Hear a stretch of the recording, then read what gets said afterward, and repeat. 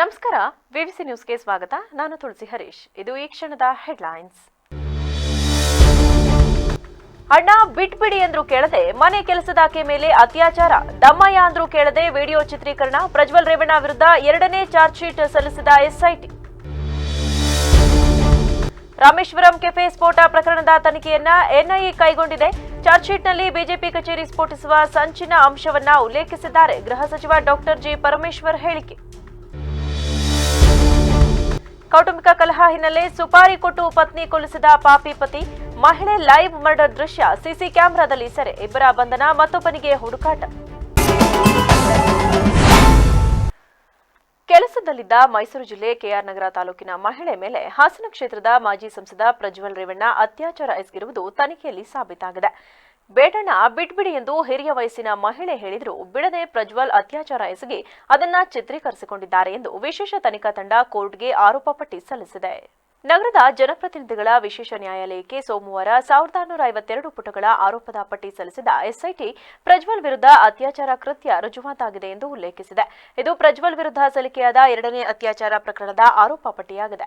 Hassan pen drive ಹಗರಣ ಬೆಳಕಿಗೆ ಬಂದ ಕೂಡಲೇ ಈ ಸಂತ್ರಸ್ತೆಯನ್ನ ತಮ್ಮ ಸಹಚರರ ಮೂಲಕ ಮಾಜಿ ಸಂಸದರ ತಂದೆ ಮಾಜಿ ರೇವಣ್ಣ ತಾಯಿ ಭವಾನಿ ರೇವಣ್ಣ ಅಪಹರಿಸಿದರು ಎಂಬ ಆರೋಪ ಕೇಳಿಬಂದಿತ್ತು.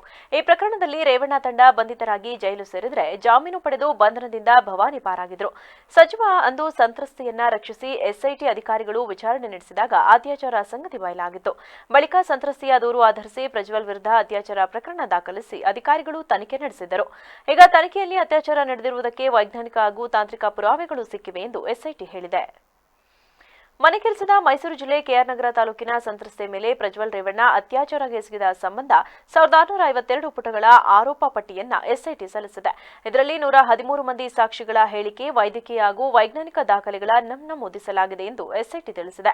ಆರೋಪಿಯು ಸಂತ್ರಸ್ತೆಯ ಮೇಲೆ ನಿಯಂತ್ರಣ ಹೊಂದಿರುವ ವ್ಯಕ್ತಿಯಾಗಿದ್ದು ತನ್ನ ಮೇಲಿನ ಅತ್ಯಾಚಾರದ ಬಗ್ಗೆ ಹೇಳಿಕೊಂಡ್ರೆ ತನ್ನ ಕುಟುಂಬದ ಮೇಲೆ ವ್ಯತಿರಿಕ್ತ ಪರಿಣಾಮ ಉಂಟಾಗಬಹುದೆಂದು ಹೆದರಿಕೊಂಡು ಮಾನ ಮರ್ಯಾದೆಗೆ ಅಂಜಿ ಆ ಸಮಯದಲ್ಲಿ ಈ ವಿಚಾರವನ್ನ ಸಂತ್ರಸ್ತೆ ಬಹಿರಂಗಪಡಿಸಿರಲಿಲ್ಲ ಎಂದು ಎಸ್ಐಟಿ ಹೇಳಿದೆ.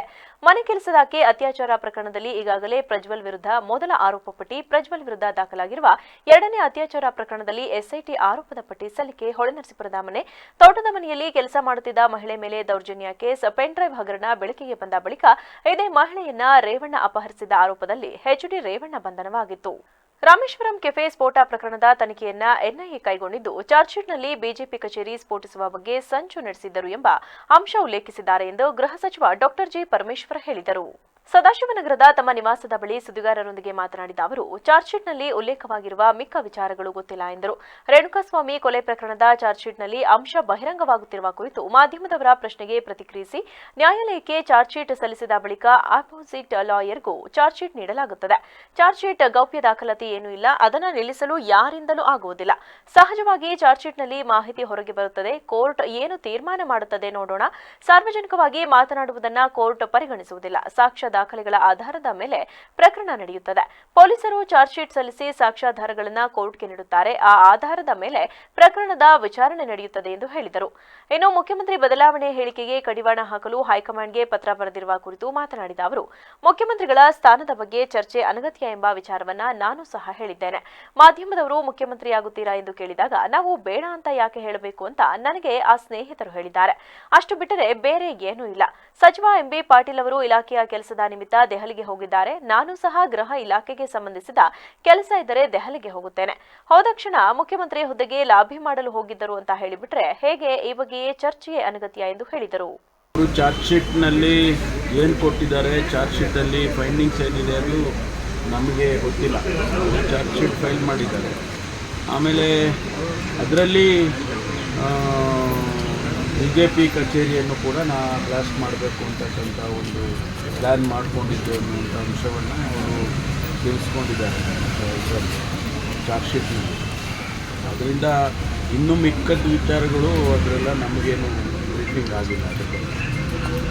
ಅದಕ್ಕೆ ಈಗ ದರ್ಶನ್ ಚಾರ್ಜ್ ಶೀಟ್ನ ಮಾಹಿತಿಗಳು ಹೊರಗಡೆ ಬರ್ತಾ ಇರೋದಕ್ಕೆ ಆಕ್ಷೇಪಗಳು ವ್ಯಕ್ತಪಡಿಸಿದ್ದಾರೆ. ಇದು ಕೇಸ್ ಮೇಲೆ ಪ್ರಭಾವ ಬೀರ್ಬೋದು. ಯಾಕಂದ್ರೆ ಅವ್ರು ನಿರ್ಬಂಧ ಕೋರಿ ಅರ್ಜಿನೂ ಕೂಡ ಹಾಕ್ಕೊಂಡಿದ್ದಾರೆ ಅವ್ರ ಪರವಾಗಿ.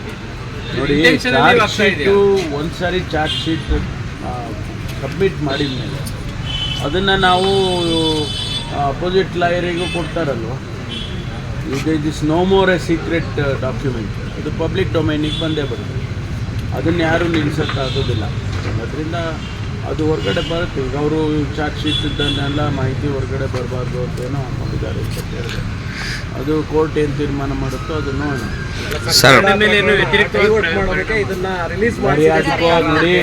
They are independent cases.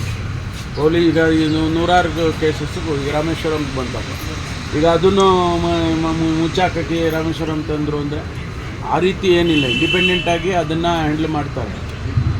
ಮಾಧ್ಯಮದಲ್ಲಿ ತಾವೇ ಪ್ರಯಾರಿಟಿ ಮೇಲೆ ತೋರಿಸ್ತೀರ, ನಿಮಗೆ ಯಾವುದು ಪ್ರಯಾರಿಟಿ ಬರುತ್ತೆ ಅದನ್ನು ನೀವು ತೋರಿಸ್ತೀರ. ಅದಕ್ಕೆ ನಾವು ಮಾತಾಡ್ತಾ ಇರೋದ್ರಿಂದ ಬಹಿರಂಗವಾಗಿ ಅಂದರೆ ಸಚಿವರು ಜವಾಬ್ದಾರಿಯುತ ಸ್ಥಾನದಲ್ಲಿರೋರೆ ಹೈಕಮಾಂಡ್ ಈ ವಿಚಾರದಲ್ಲಿ ಸೈಲೆಂಟ್ ಆಗಿದೆ ಸರ್. ನನಗೆ ಆ ಸ್ನೇಹಿತರು ಹೇಳಿದ್ದು ಅಂದರೆ ಮಾಧ್ಯಮದವರು ನೀವು ಮುಖ್ಯಮಂತ್ರಿ ಆಗ್ತೀರಾ ಅಂತ ಕೇಳಿದಾಗ ನಾವು ಬೇಡ ಅಂತ ಯಾಕೆ ಹೇಳೋಣ, ನಾವು ಆಗ್ತೀವಿ ಅಂತ ಹೇಳ್ತೀವಿ. ಅಷ್ಟು ಬಿಟ್ಟರೆ ಬಿಯಾಂಡ್ ದಟ್ ಬೇರೆ ಏನಿಲ್ಲ.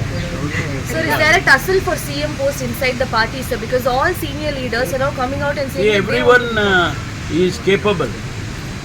So that is why they are saying it. But where is the question of changing the chief minister at this point of time? ಅವಕಾಶ ಸಿಕ್ಕರೆ ಆಗ್ತೀನಿ ಅಂತ ಹೇಳೋ ಸ್ವಾತಂತ್ರ್ಯ ಸಿಕ್ಕರೆ ಅಷ್ಟನ್ನು ನೀವು ಸ್ವಾತಂತ್ರ್ಯನ ತಪ್ಪಿಸ್ಬಿಟ್ರೆ ಅದಕ್ಕೆ ಅವ್ರು ಹೇಳೋದು ಹಂಗೆ. ಬಯಕೆ ವ್ಯಕ್ತಪಡಿಸೋ ಸ್ವಾತಂತ್ರ್ಯನೂ ಇಲ್ವಾ ಕಾಂಗ್ರೆಸ್ ಒಳಗೆ? ಯಾರಿಗೆ? ಕಾಂಗ್ರೆಸ್ ಒಳಗೆ ಸಂದರ್ಭ ಬಂದಾಗ ಹೇಳಬೇಕು, ಈಗ ಬೇಡ. MP Patil is also in Delhi, sir. Is he also rallying for? ಅವರು ಡಿಪಾರ್ಟ್ಮೆಂಟಲ್ ಕೆಲಸ ಇರೋದಿಲ್ಲ, ನಮ್ಮ ಹೋಗ್ತಾರೆ ಡಿಪಾರ್ಟ್ಮೆಂಟ್ ಕೆಲಸಕ್ಕೆ ಹೋಗ್ತಾರೆ. ಈಗ ನಾನು ನನಗೆ ಕೆಲಸ ಇದ್ದರೆ. ಕೌಟುಂಬಿಕ ಕಲಹ ಹಿನ್ನೆಲೆಯಲ್ಲಿ ಸ್ನೇಹಿತನಿಗೆ ಸುಪಾರಿ ಕೊಟ್ಟು ಪತಿಯೇ ಪತ್ನಿಯನ್ನ ಕೊಲೆ ಮಾಡಿಸಿರುವ ಸಿನಿಮೆಯ ಘಟನೆ ತಾಲೂಕಿನ ಯಕಶೆಟ್ಟಿಹಳ್ಳಿಯಲ್ಲಿ ತಡವಾಗಿ ಬೆಳಕಿಗೆ ಬಂದಿದೆ ಎಂದು ಜಿಲ್ಲಾ ಪೊಲೀಸ್ ವರಿಷ್ಠಾಧಿಕಾರಿ ಮೊಹಮ್ಮದ್ ಸುಜೀತಾ ತಿಳಿಸಿದರು. ನಗರದ ತಮ್ಮ ಕಚೇರಿಯಲ್ಲಿ ಮಾಹಿತಿ ನೀಡಿದ ಅವರು, ಶೀಲಾ ಎಂಬ ಮಹಿಳೆಯೇ ಕೊಲೆಯಾಗಿದ್ದು ಹಾಡಹಗಲೇ ಕೆಲವೇ ಕ್ಷಣಗಳಲ್ಲಿ ಶೀಲಾಳ ಜೀವ ತೆಗೆಯುವ ರಕ್ಕಸನ ಕೃತ್ಯ ಸಿಸಿ ಕ್ಯಾಮೆರಾದಲ್ಲಿ ಸೆರೆಯಾಗಿದೆ. ಪತ್ನಿ ಹತ್ಯೆಗೆ ಪತಿ ಜಗದೀಶ್ ಸುಪಾರಿ ನೀಡಿದ್ದು ಆತನ ಸ್ನೇಹಿತ ರಾಜಶೇಖರ್ ಎಂಬುವರನ್ನ ಪೊಲೀಸರು ಬಂಧಿಸಿದ್ದಾರೆ. ಈ ಕೃತ್ಯದಲ್ಲಿ ಭಾಗಿಯಾಗಿದ್ದಾನೆ ಎನ್ನಲಾದ ನಿರ್ಮಾಣಯ್ಯ ಎಂಬಾತನ ಪತ್ತೆಗೆ ತಂಡ ರಚನೆ ಮಾಡಿದ್ದು ಈಗಾಗಲೇ ಹುಡುಕಾಟದಲ್ಲಿದ್ದಾರೆ. 2 ದಶಕಗಳ ಹಿಂದೆ ಶೀಲಾ ಜಗದೀಶ್ ಮದುವೆಯಾಗಿದ್ದರೂ ಆರಂಭದಲ್ಲಿ ಸಂಸಾರ ಚೆನ್ನಾಗಿಯೇ ಇತ್ತು. ದಂಪತಿಗೆ 20 ವರ್ಷದ ಮಗಳಿದ್ದಾಳೆ. ಜಗದೀಶ್ ಕುಡಿತದ ದಾಸನಾಗಿದ್ದರಿಂದ ಇತ್ತೀಚೆಗೆ ಕುಟುಂಬದಲ್ಲಿ ಕಲಹ ಮೂಡಿತ್ತು. ಕುಡಿದು ಬಂದು ಜಗಳ ಮಾಡುವುದನ್ನೇ ಜಗದೀಶ್ ಚಟವಾಗಿಸಿಕೊಂಡಿದ್ದ. ಜಗದೀಶ್ ನಿತ್ಯ ಕುಡಿದು ಬಂದು ಪತ್ನಿ ಮೇಲೆ ಹಲ್ಲೆ ಮಾಡುತ್ತಿದ್ದ. ತಾಯಿ ಮಗಳಿಗೆ ಏನಿಲ್ಲದ ಚಿತ್ರಹಿಂಸೆ ಕೊಡುತ್ತಿದ್ದ. ಗಂಡನ ವರ್ತನೆಯಿಂದ ರೋಸಿ ಹೋದ ಶೀಲಾ ತನ್ನ ಮಗಳೊಂದಿಗೆ ಒಂದೇ ಮನೆಯಲ್ಲಿ ಗಂಡನಿಂದ ಅಂತರ ಕಾಯ್ದುಕೊಂಡು ಪ್ರತ್ಯೇಕ ವಾಸ ಇದ್ದರು. ಸಣ್ಣ ಪುಟ್ಟ ಕೂಲಿ ಕೆಲಸ ಮಾಡಿಕೊಂಡು ತನ್ನ ಹಾಗೂ ಮಗಳ ಜೀವನ ನಿರ್ವಹಣೆ ಮಾಡುತ್ತಿದ್ದರು. ವಿದ್ಯಾಭ್ಯಾಸ ಮುಗಿಸಿದ ಮಗಳು ಸದ್ಯ ಕಂಪ್ಯೂಟರ್ ಕೋರ್ಸ್ ಮಾಡುತ್ತಿದ್ದಳು. ಜಗದೀಶ್ ಚಿಕ್ಕಮಗಳೂರು ಜಿಲ್ಲೆ ಕೈಮರದ ಸಂಬಂಧಿಕರ ಮನೆಯಲ್ಲಿದ್ದ.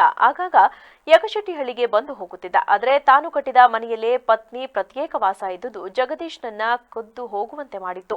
ಹೇಗಾದರೂ ಮಾಡಿ ಪತ್ನಿಯನ್ನ ಮುಗಿಸಬೇಕು ಎಂದು ಪ್ಲಾನ್ ಮಾಡಿದ. ಇದಕ್ಕಾಗಿ ಸ್ನೇಹಿತ ರಾಜಶೇಖರ್ಗೆ ಸುಪಾರಿ ನೀಡಿದ. ಅದರಂತೆ ಗೌರಿ ಹಬ್ಬದ ದಿನವಾದ ಶನಿವಾರ ಬಂದು ಮೊದಲು ಪತ್ನಿ ಜೊತೆ ಜಗಳ ತೆಗೆದ. ನಂತರ ರಾಜಶೇಖರ್ನನ್ನ ಮುಂದೆ ಬಿಟ್ಟು ಪತ್ನಿಯನ್ನ ಕೊಲೆ ಮಾಡಿಸಿಯೇ ಬಿಟ್ಟಿದ್ದ. ರಾಜಶೇಖರ್ ಶೀಲಾಳ ಕುತ್ತಿಗೆ ಬಿಗಿದು ಕೊಲೆ ಮಾಡಿದ್ದ. ನಂತರ ಇಬ್ಬರು ಸೇರಿ ಮೃತದೇಹವನ್ನ ಗೋಣಿ ಚೀಲದ ಒಳಗೆ ಹಾಕಿ ಅದಾದ ಮೇಲೆ ಏಳದಂತೆ ಕಲ್ಲು ಕಟ್ಟಿ ಮನೆಯ ಸಮೀಪವೇ ಇದ್ದ ಕೆರೆಯಲ್ಲಿ ಮುಳುಗಿಸಿ ದುರುಳರು ಎಸ್ಕೇಪ್ ಆಗಿದ್ದರು. ಶೀಲಾಳನ್ನ ಹಾಡಹಗಲೇ ಮನೆಯ ಮುಂದೆ ಹತ್ಯೆ ಮಾಡುವ ದೃಶ್ಯ ಸಮೀಪದ ಸಿಸಿ ಕ್ಯಾಮೆರಾದಲ್ಲಿ ಸೆರೆಯಾಗಿತ್ತು. ಈ ನಡುವೆ ತಾಯಿ ಕಾಣೆಯಾಗಿರುವ ಬಗ್ಗೆ ಭಾನುವಾರ ಶೀಲಾ ಅವರ ಮಗಳು ಬೇಲೂರು ಪೊಲೀಸ್ ಠಾಣೆಗೆ ದೂರು ನೀಡಿದ್ದಳು. ಮಿಸ್ಸಿಂಗ್ ಕೇಸ್ ದಾಖಲು ಮಾಡಿಕೊಂಡು ತನಿಖೆ ಆರಂಭಿಸಿದ ಖಾಕಿ ಪಡೆ ಸ್ಥಳ ಪರಿಶೀಲನೆ ನಡೆಸಿ ಸಿಸಿ ಕ್ಯಾಮೆರಾ ದೃಶ್ಯಾವಳಿ ಪರಿಶೀಲಿಸಿದಾಗ ಕೊಲೆ ರಹಸ್ಯ ಬಯಲಾಗಿದೆ.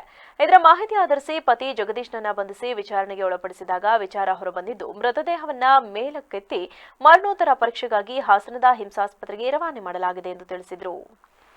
ದಿನಾಂಕ 7/9/2024 ಅವತ್ತು ಸುಮಾರು ಸಂಜೆ 6:30 ಟೈಮಲ್ಲಿ ಯಕ್ಷೆಟ್ಟಿಹಳ್ಳಿ ಗ್ರಾಮದ ಸೇರುವ ಶೀಲಾ ಅವರು ಕಾಣೆಯಾಗಿದ್ದಾರೆ ಅಂತ ಅವರು ಮಗಳು ವಿನಿತಾ ಅವರು ಅಂತೂ FIR ಒಂದು ದಾಖಲುಪಡಿಸಿರ್ತಾರೆ.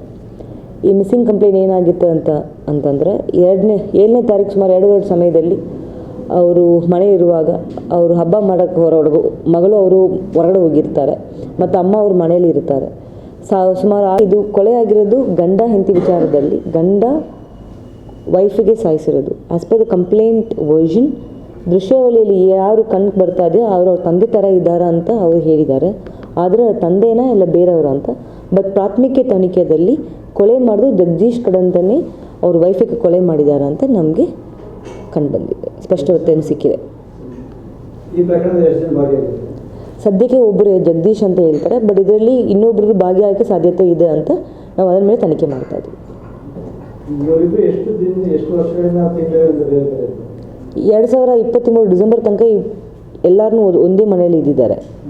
ಅಮ್ಮ, ಅಪ್ಪ ಮತ್ತು ಮಗಳು, ಅದು 3 ಜನ ಒಂದೇ ಮನೆ ಇದ್ದಾರೆ. ಜನವರಿ ತಿಂಗಳು ಆದ ಮೇಲೆ ಅವರು ಬೇರೆ ಕಡೆ ಮನೆ ಮಾಡ್ಕೊಂಡು ಹೋಗಿದ್ದಾರೆ. ಜಗದೀಶ್ ಅವರು ಬೇರೆ ಕಡೆ.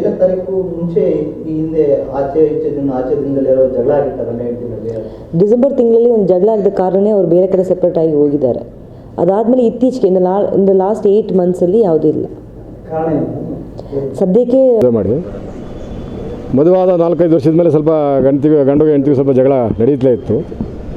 ಇವನು ಗಂಡ ಜಗದೀಶ್ ಯಾವಾಗಲೂ ಕುಡ್ಕೊಂಬಂದು ಹೆಂಡತಿ ಹೊಡೆಯೋದು ಎಲ್ಲ ಮಾಡ್ತಾಯಿದ್ದ. ನಾವು ಕೂಡ ಪೊಲೀಸ್ ಸ್ಟೇಷನ್ನಿಗೆ ಹೋಗಿ ಎಲ್ಲ ಹೇಳಿ ಎಲ್ಲದು ಸಾಕಾಗೋಯ್ತು ನಮಗೆ. ಅವ್ನು ಕುಡಿಯೋದು ಬಿಡಲೇ ಇಲ್ಲ, ಯಾವ ಕಾರಣಕ್ಕೂ ಕುಡ್ಕೊಂಬಂದು ಹೆಂಡತಿ ಹೊಡೆಯೋದು ಮೊದಲು ಮಾಡ್ತಲೇ ಇದ್ದ. ಆ ನಂತರ ಏನಾಯಿತು, ಒಂದು ಮನೆ ಕಟ್ಟಿದಾಗ ಏನಾಯಿತು, ಹೆಂಡತಿ ಹೆಸರಲ್ಲೇ ಮನೆ ಕಟ್ಟಿದ. ಅವಾಗ ಮತ್ತೆ ಗಲಾಟೆ ಶುರುವಾಯಿತು. ಅವಾಗ ಏನಾಯಿತು, ಶುರುವಾದಾಗ ಹೆಂಡತಿಗೆ ಮನೆ ಬಿಡಿಸಿ ಅವನ್ನ ನೀನು ಇರಪ್ಪ ಅಂತ ಇದು ಮಾಡ್ದು. ಅವ್ನು ಸಪ್ರೇಟಾಗಿ ವರ್ಷ ಇದ್ದ ಆ ಮನೇಲೆ. ಕೊನೆಯ ನಂತರ ಹ್ಯಾಂಡ್ ಪೋಸ್ಟಿಗೆ ಹೋಗಿ ಬಾಡಿಗೆ ಮನೆ ಮಾಡ್ಕೊಂಡಿದ್ದ. ಈಗ ಬಾಡಿಗೆ ಮನೆ ಮಾಡ್ಕೊಂಡು 3 ತಿಂಗಳಾಯಿತು. ಈಗ 3 ತಿಂಗಳಾದ ಮೇಲೆ ಅವನು ಈಗ ಏನು ಮಾಡಿದ್ದಾನೆ ಅಂದರೆ, ತಾಯಿ ಮಗಳು ಇಬ್ಬರು ಇದ್ದರು. ಮಗಳು ಈ ಗಣಪತಿ ಹಬ್ಬ ಅಂತೇಳಿ ಗಣಪತಿ ನೋಡೋಕ್ಕಿಂತಲೇ ಊರೊಳಗೆ ಹೋಗಿದ್ದಾಳೆ, ಎಕ್ಸಿಟಲ್ಲಿ ಊರೊಳಗೆ. ತಾಯಿ ಒಬ್ಬಳೇ ಮನೆ ತಂದಿದ್ದಾಳೆ. ಇದ್ದಾಗ ಇವನು ಏನು ಜಗದೀಶ ಅವನು ಈ ಬೇರೆಯವ್ರ ಜನ ಬಿಟ್ಟು ತನ್ನ ಹೆಂಡತಿನ ಕೊಲೆ ಮಾಡಿಸಿದ್ದು ಅಂತಂದರೆ, ಒಂದು ಈ ದೊಡ್ಡ ಮಫ್ಲರ್ ತಗೊಂಡು ಒಬ್ಬ ಬಂದು ಶಾಲೆಗೆ ಹಾಕ್ಕೊಂಡು ಕುಚ್ಚಿಗೆ ಹಾಕ್ಕೊಂಡು ಸೇದಿ ಆಮೇಲೆ ಅವಳ ಮೇಲೆ ಕುತ್ಕೊಂಡು ಅವಳು ಸಾಯೋವರೆಗೂ ಬಿಟ್ಟಿಲ್ಲ, ಸಾಯಿಸಿಬಿಟ್ಟು ನಂತರ ತಗೊಂಡು ಹೇಳ್ಕೊಂಡು ಹೋಗಿ ಆ ಒಂದು ಜೋಳ ಇದೆ ಪಕ್ಕದಲ್ಲಿ, ಆ ಜೋಳ ಮೇಲೆ ಹಾಕಿದ್ದಾನೆ. ಗಂಡಲ್ಲ, ಬೇರೇನು ಅವನು ಬಿಗುದು ಹೇಳ್ಕೊಂಡು ಎಲ್ಲ ಪಕ್ಷದ ನಾಯಕರು ಅಡ್ಜಸ್ಟ್ಮೆಂಟ್ ರಾಜಕೀಯ ಮಾಡಿಕೊಂಡಿದ್ದಾರೆ. ಮುಡಾದಲ್ಲಿ ಬಿಜೆಪಿ ಜೆಡಿಎಸ್ನದ್ದು ಹಗರಣಗಳಿವೆ. ಈ ಬಗ್ಗೆ ಕಾಂಗ್ರೆಸ್ನವರು ಯಾಕೆ ಮಾತನಾಡ್ತಿಲ್ಲ ಅಂತ ಮೈಸೂರು ಮಾಜಿ ಸಂಸದ ಪ್ರತಾಪ್ ಸಿಂಹ ಆಕ್ರೋಶ ವ್ಯಕ್ತಪಡಿಸಿದ್ದಾರೆ. ನಗರದಲ್ಲಿ ಸೋಮವಾರ ಮಾತನಾಡಿದ ಅವರು, ತನಿಖಾ ಏಜೆನ್ಸಿಯವರ ಹತ್ತಿರವಿದೆ, ಹಗರಣದ ಬಗ್ಗೆ ತನಿಖೆ ಮಾಡಿಸಲಿ. ಪ್ರಿಯಾಂಕ್ ಖರ್ಗೆ ನನ್ನ ಬಳಿ ದಾಖಲೆ ಇದೆ ಎಂದಿದ್ದಾರೆ. ದಾಖಲೆ ಇದ್ರೆ ಇಟ್ಕೊಂಡು ಏನ್ ಮಾಡ್ತಿದ್ದೀರಾ? ಕರ್ನಾಟಕ ಸರ್ಕಾರವೇ ನಿಮ್ಮ ಕೈಲಿದೆ. ಯಾವ್ಯಾವ ಹಗರಣ ಇದೆ, ಎಲ್ಲಾ ವಿಚಾರದ ಬಗ್ಗೆಯೂ ತನಿಖೆ ಮಾಡಿಸಿ ಅಂತ ಸವಾಲು ಹಾಕಿದ್ದಾರೆ. ನಾನು ಈಗಾಗಲೇ ರಾಜ್ಯ ರಾಜಕಾರಣದಲ್ಲಿ ಇದ್ದೇನೆ, ದೆಹಲಿಗೆ ಹೋಗಬೇಡ ಎಂದ್ರೆ ಇಲ್ಲೇ ಇರು ಎಂದರ್ಥ ಅಲ್ವಾ? ಮೈಸೂರು ನನ್ನ ಕರ್ಮ ಭೂಮಿ, ಅಲ್ಲೇ ಇರ್ತೀನಿ, ಅಲ್ಲೇ ರಾಜಕಾರಣ ಮಾಡ್ತೀನಿ. ನಾನು ಆ ಪಕ್ಷ ಈ ಪಕ್ಷ ಅಂತ ಹೇಳ್ತಿಲ್ಲ. ಎಲ್ಲಾ ಪಕ್ಷದ ಸೀನಿಯರ್ ಲೀಡರ್ಸ್ ಅಡ್ಜಸ್ಟ್ಮೆಂಟ್ ಪಾಲಿಟಿಕ್ಸ್ ನಲ್ಲಿ ಇದ್ದಾರೆ. ಇಲ್ಲ ಎಂದರೆ ಮುಡಾದಲ್ಲಿ ಬಿಜೆಪಿ ಜೆಡಿಎಸ್ನವರದ್ದು ಇದೆ. ಕಾಂಗ್ರೆಸ್ನವರು ಏಕೆ ಬಿಡ್ತಿಲ್ಲ? ಅವರು ಮಾಡಿರುವ ಆರೋಪಗಳಿಗೆ ಕಾಂಗ್ರೆಸ್ನವರು ಒಂದು ಸಾಕ್ಷಿನಾದರೂ ಕೊಟ್ಟಿದ್ದಾರೆ. ಆಡಳಿತ, ಪೊಲೀಸ್ ವ್ಯವಸ್ಥೆ ಅವರ ಬಳಿಯೇ ಇದೆ. 40% ಹಗರಣದ ಬಗ್ಗೆ ತನಿಖೆ ಮಾಡಿಸಲಿ. ಪಿಎಸ್ಐ ಹಗರಣದ ಬಗ್ಗೆ ಏಕೆ ತನಿಖೆ ಮಾಡಿಸುತ್ತಿಲ್ಲ? ಪ್ರಿಯಾಂಕ್ ಖರ್ಗೆ ನನ್ನ ಹತ್ತಿರ ದಾಖಲೆ ಇದೆ ಅಂತ ಹೇಳಿಕೆ ಕೊಟ್ಟಿದ್ರಲ್ಲ, ಕೊಡಪ್ಪ, ಈಗ ಇಟ್ಕೊಂಡು ಏನ್ ಮಾಡ್ತಿದ್ದೀರಾ? ನೀವು ಕರ್ನಾಟಕ ಸರ್ಕಾರವೇ ನಿಮ್ಮ ಕೈಯಲ್ಲಿದೆ. ಯಾವ್ಯಾವ ಹಗರಣ ಇದೆ ಎಲ್ಲ ತೆಗೆದುಕೊಂಡು ಬನ್ನಿ. ಹಿರಿಯ ರಾಜಕಾರಣಿಗಳು ಏನಿದ್ದೀರಿ, ಒಬ್ಬೊಬ್ಬರು ಎಕ್ಸ್ಪೋಸ್ ಮಾಡಿಕೊಳ್ಳಿ. ಕನಿಷ್ಠ ನೆಕ್ಸ್ಟ್ ಜನರೇಷನ್ಗಾದರೂ ಒಳ್ಳೆಯ ರಾಜಕಾರಣಿಗಳು ಬರಲು ಅವಕಾಶ ಸಿಗುತ್ತೆ ಎಂದರು. ಒಂದು ಕಾರ್ಯಕ್ರಮವನ್ನು ಆಯೋಜನೆ ಮಾಡಬೇಕು ಅಂತ ಹೇಳಿದ್ರು ನಮ್ಮ ವೇಣುಗೋಪಾಲ್ ಅಂತ ಹೇಳಿ. ಅವ್ರಿಗೆ ನಾನು 8ನೇ ತಾರೀಕು 9ನೇ ತಾರೀಕು ಕನ್ಫರ್ಮ್ ಮಾಡಲಿಕ್ಕಾಗಿರಲಿಲ್ಲ. ಕೊನೆಗೆ ಅದಕ್ಕೋಸ್ಕರ ಕಾರ್ಯಕ್ರಮ ಆಯೋಜನೆ ಆಗಲಿಲ್ಲ. ಆದರೆ ಬಂದು ದೇವರಿಗೆ ಕೈ ಮುಕ್ಕೊಂಡು ಹೋಗೋಣ ಅಂತೇಳಿ ನಮ್ಮ ನಾಯಕರಾಗಿರುವಂತಹ HMT ಸುರೇಶ್ ಅವರು ಇರ್ಬೋದು, ಹರ್ಷಿತ್ ಅವರು ಇರ್ಬೋದು, ಹಾಗೂ ವೇಣುಗೋಪಾಲ್ ಅವರಿಗೆ ಹೇಳಿದೆ. ಹಾಗಾಗಿ ಇಲ್ಲಿ ಬಂದು ಗಣೇಶನಿಗೆ ಕೈ ಮುಗಿದು ನಾಡಿಗೆ ಒಳ್ಳೇದು ಮಾಡಲಿ ಅಂತ ಹೇಳಿ ಪ್ರಾರ್ಥನೆ ಮಾಡಿ ಮೈಸೂರಿಗೆ ಹೊರಟಿದ್ದೆ. ವಿಶೇಷ ನಾನು ದೇವರ ಹತ್ರ ಯಾವತ್ತೂ ಕೂಡ ಮನಃಶಾಂತಿಯನ್ನು ಒಂದು ಬಿಟ್ಟು ಬೇರೆ ಯಾರನ್ನು ವೈಯಕ್ತಿಕವಾಗಿ ಕೇಳಲ್ಲ. ನಾನು ಏನೇ ಕೇಳಿದ್ರು ನಮ್ಮ ಮೈಸೂರನ್ನ ನಾನು MP ಆದಾಗ್ಲೂ ಕೂಡ ಮೈಸೂರಿಗೆ ಹೈವೇ ಬೇಕು ಅಂತ ದೇವರಿಗೆ ಹರಕೆ ಹೊತ್ತಿದ್ದೀನಿ. ಮೈಸೂರಿಗೆ ಪಾಸ್ಪೋರ್ಟ್ ಸೇವಾ ಕೇಂದ್ರ ಬರಬೇಕು ಅಂತ ಸಂಕಲ್ಪ ಮಾಡಿದ್ದೀನಿ. ನಾನು ಮೈಸೂರಿನ ಒಂದೊಂದು ಅಭಿವೃದ್ಧಿ ಕಾರ್ಯಗಳದ್ದು ಏರ್ಪೋರ್ಟಿಗೂ ಕೂಡ ರಾಜ್ಯ ಸರ್ಕಾರದಿಂದ ದುಡ್ಡನ್ನು ನಾನು ಲ್ಯಾಂಡ್ ಅಕ್ವಿಷನ್ ತರಬೇಕು ಅಂತ. ಜಿಲ್ಲೆಯ ಮಲೆನಾಡು ಭಾಗದಲ್ಲಿ ಕಾಡಾನೆ ಕಾಟಕ್ಕೆ ಕೊನೆ ಎಂಬುದು ಮರೀಚಿಕೆಯಾಗಿದೆ. ಪರಿಣಾಮ ಎಲ್ಲದರಲ್ಲಿ ಕಾಡಾನೆ ಹಿಂಡು ಕಾಣಿಸಿಕೊಳ್ಳುವುದು, ಬೆಳೆನಾಶ ಮಾಡುವುದು, ಗ್ರಾಮೀಣ ಜನರಲ್ಲಿ ಜೀವ ಭೀತಿ ಹುಟ್ಟಿಸಿರುವುದು ಸಾಮಾನ್ಯವಾಗಿದೆ. ಇದು ಒಂದೆಡೆಯಾದರೆ ತಾಲೂಕಿನ ಬಿಕ್ಕೋಡು ಗ್ರಾಮದ ತಾವರೆಕೆರೆಯಲ್ಲಿ ಸುಮಾರು 20ಕ್ಕೂ ಹೆಚ್ಚು ಕಾಡಾನೆ ಹಿಂಡು ಮರಿಗಳ ಸಮೇತ ಕೆರೆಯಲ್ಲಿ ಈಜುತ್ತಾ ದಡ ಸೇರಿ ನಂತರ ಕಾಡು ಸೇರಿದ ದೃಶ್ಯಾವಳಿ ಸಾಕಷ್ಟು ವೈರಲ್ ಆಗಿದೆ. ಬೆಳ್ಳಂಬೆಳಗ್ಗೆ ಕೆರೆಯಲ್ಲಿ ಪ್ರತ್ಯಕ್ಷವಾದ ಕಾಡಾನೆಗಳ ಹಿಂಡು 1 ಗಂಟೆಗೂ ಹೆಚ್ಚು ಕಾಲ ಜಲಕ್ರೀಡೆಯಲ್ಲಿ ವಿಹರಿಸಿದ್ರು. ಮರಿಗಳು ಸೇರಿ 20ಕ್ಕೂ ಹೆಚ್ಚು ಕಾಡಾನೆಗಳ ಜಲಕ್ರೀಡೆಯ ವಿಡಿಯೋ ಸ್ಥಳೀಯರ ಮೊಬೈಲ್ನಲ್ಲಿ ಸೆರೆಯಾಗಿದೆ. ಕೆರೆಯಲ್ಲಿ ಈಜಾಡಿದ ಬಳಿಕ ಅಷ್ಟು ಆನೆಗಳು ಒಂದರ ಹಿಂದೆ ಮತ್ತೊಂದರಂತೆ ಕಾಫಿ ತೋಟದೊಳಗೆ ತೆರಳಿದ್ವು. ಕಳೆದ 3-4 ದಿನಗಳಿಂದ ಬಿಕ್ಕೋಡು ಗ್ರಾಮದ ಸುತ್ತಮುತ್ತ ಕಾಡಾನೆಗಳ ಈ ತಂಡ ಸಂಚರಿಸುತ್ತಿದ್ದು, ಕಾಫಿ, ಬಾಳೆ, ಭತ್ತ, ಶುಂಠಿ ಬೆಳೆಗಳನ್ನು ನಾಶ ಮಾಡಿವೆ. ಕಾಫಿ ತೋಟದಲ್ಲಿ ಕಾಡಾನೆಗಳ ಹಿಂಡು ಬೀಡು ಬಿಟ್ಟಿದ್ದು, ಗ್ರಾಮಸ್ಥರು ಎಚ್ಚರಿಕೆಯಿಂದ ಓಡಾಡುವಂತೆ ಅರಣ್ಯ ಇಲಾಖೆ ಎಟಿಎಫ್ ಸಿಬ್ಬಂದಿ ಸೂಚನೆ ನೀಡುತ್ತಿದ್ದಾರೆ. ಕಾಡಾನೆಗಳ ಭಯದಿಂದ ಕಾಫಿ ತೋಟಕ್ಕೆ ತೆರಳಲು ಕಾರ್ಮಿಕರು ಹಾಗೂ ಮಾಲೀಕರು ಹಿಂದೇಟು ಹಾಕುತ್ತಿದ್ದು, ಮುನ್ನೆಚ್ಚರಿಕೆಯಾಗಿ ಸ್ಥಳದಲ್ಲೇ ಎಟಿಎಫ್ ಸಿಬ್ಬಂದಿ ಮೊಕ್ಕಾಂ ಹೂಡಿ ಗಜಪಡೆಯ ಚಲನವಲನದ ಬಗ್ಗೆ ಸ್ಥಳೀಯರಿಗೆ ಮಾಹಿತಿ ರವಾನೆ ಮಾಡುತ್ತಿದ್ದಾರೆ. ಆಗಿರುವ ಬೆಳೆ ನಷ್ಟಕ್ಕೆ ವೈಜ್ಞಾನಿಕ ಪರಿಹಾರ ನೀಡಬೇಕು ಹಾಗೂ ಕಾಡಾನೆಗಳನ್ನು ಅರಣ್ಯಕ್ಕೆ ಓಡಿಸುವಂತೆ ಸ್ಥಳೀಯರು ಒತ್ತಾಯಿಸಿದ್ದಾರೆ.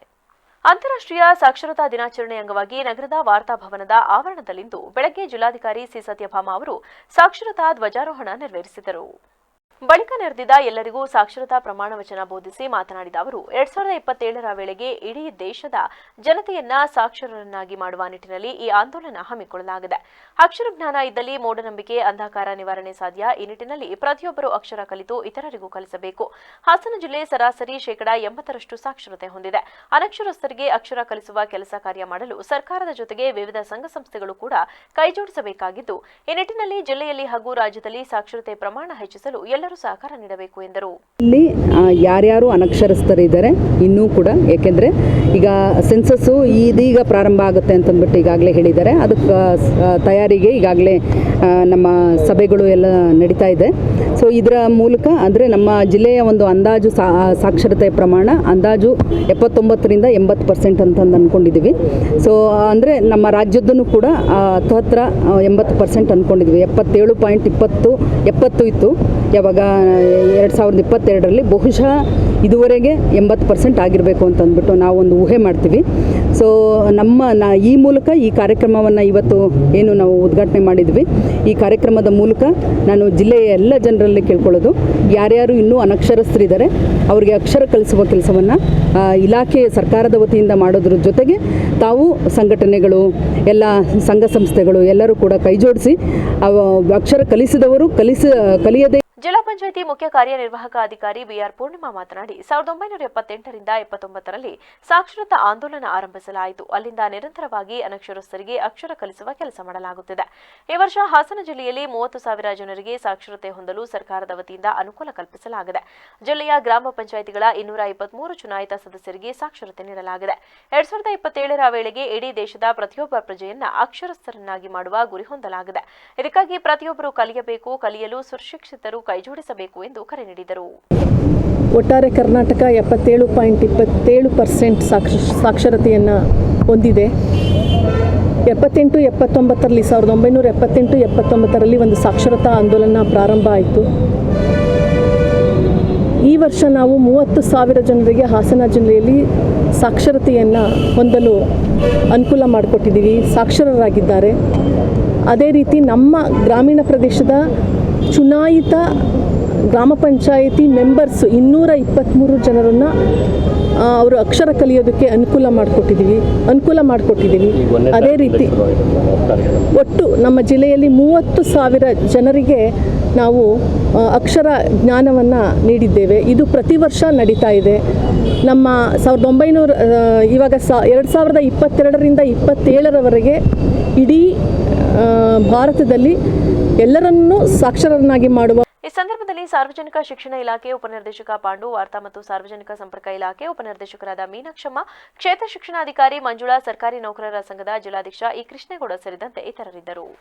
ಇಂದು ಮನುಷ್ಯ ಸಾಧನೆ ಮಾಡಿರುವಂತಹದ್ದೆಲ್ಲ ಭಾಷೆಯಿಂದ ಸಾಧ್ಯವಾಗಿರುವುದು ಎಂದು ಜಿಲ್ಲಾ ಕನ್ನಡ ಸಾಹಿತ್ಯ ಪರಿಷತ್ ಅಧ್ಯಕ್ಷರಾದ ಮಲೇಶ್ ಗೌಡ್ರು ತಿಳಿಸಿದರು. ನಗರದ ತಾಲೂಕು ಪಂಚಾಯಿತಿ ಸಭಾಂಗಣದಲ್ಲಿಂದು ಜಿಲ್ಲಾಡಳಿತ, ಜಿಲ್ಲಾ ಪಂಚಾಯತ್, ಶಾಲಾ ಶಿಕ್ಷಣ ಮತ್ತು ಸಾಕ್ಷರತಾ ಇಲಾಖೆ, ರಾಜ್ಯ ಶಿಕ್ಷಣ ಸಂಶೋಧನೆ ಮತ್ತು ತರಬೇತಿ ಇಲಾಖೆ, ಬೆಂಗಳೂರು ಸೇರಿದಂತೆ ಇತರ ಇಲಾಖೆಗಳ ಸಂಯುಕ್ತಾಶ್ರಯದಲ್ಲಿ ಹಮ್ಮಿಕೊಳ್ಳಲಾಗಿದ್ದ 58ನೇ ಅಂತಾರಾಷ್ಟ್ರೀಯ ಸಾಕ್ಷರತಾ ದಿನಾಚರಣೆ ಹಾಗೂ ಸಪ್ತಾಹ ಕಾರ್ಯಕ್ರಮವನ್ನು ಉದ್ದೇಶಿಸಿ ಮಾತನಾಡಿದ ಅವರು, ಸಮಾಜದಲ್ಲಿ ಮನುಷ್ಯ ಸಾಧನೆ ಹಾಗೂ ಶೋಧನೆ ಮಾಡಿರುವುದಕ್ಕೆ ಭಾಷೆ ಕಾರಣವಾಗಿದ್ದು, ಭಾಷೆಯ ಇನ್ನೊಂದು ರೂಪ ಅಕ್ಷರ. ಭಾಷೆಗೆ ಅಕ್ಷರ ರೂಪ ಬಂದ ನಂತರ ಅವನ ಶೋಧನೆಗಳಿಗೆ ಒಂದು ವ್ಯಾಪಕವಾದ ನೆಲೆ ಪ್ರಾಪ್ತಿಯಾಯಿತು. ಹಾಗಾಗಿ ಅಕ್ಷರ ಅನ್ನುವುದು ಮನುಷ್ಯನ ಎಲ್ಲ ಬೆಳವಣಿಗೆಗೆ ಭದ್ರವಾದ ಬುನಾದಿಯಾಯಿತು ಎಂದು ತಿಳಿಸಿದರು. ಭಾಷೆ ಅನ್ನುವಂತಹ ಬೆಳಕು ಮನುಷ್ಯನಿಗೆ ಸಿಗದೆ ಹೋಗಿದ್ರೆ ಅಜ್ಞಾನ ಅನ್ನುವಂತಹ ಕತ್ತಲೆಯಲ್ಲಿ ಅವನು ಮುಳುಗಿ ಹೋಗಿರ್ತಿದ್ದ. ಇವತ್ತು ಅವನಿಗೆ ಏನೆಲ್ಲ ಸಾಧ್ಯ ಆಗಿದೆಯೋ ಅದೆಲ್ಲವೂ ಭಾಷೆಯ ಮೂಲಕ ಅವನು ಸಾಧಿಸಿಕೊಂಡಿರ್ತಕ್ಕಂಥ.